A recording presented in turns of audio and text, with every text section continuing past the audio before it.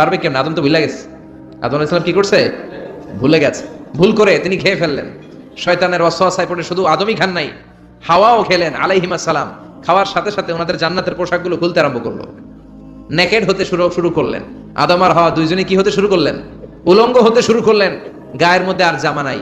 সম্মানিত ভাইরা, এখানে শিক্ষণীয় যে বিষয়টা সেটা হচ্ছে শয়তানের কাজ, শয়তানের মিশন জান্নাতেও যেটা ছিল দুনিয়াতেও এটা। শয়তানের মিশন হচ্ছে আদম জাত, বনি আদমের দেহ থেকে কেমন করে কাপড় খোলা যায়, নারীদেরকে কেমন করে উলঙ্গ করা যায়। জান্নাতে যেমনি আদম আর হাওয়া আলাইহিস সালামের কাপড় শয়তান খুলেছে, দুনিয়াতেও শয়তান আমাদেরকে অশ্লীল বানাতে চায়। চিল্লায় বলেন ঠিক কিনা?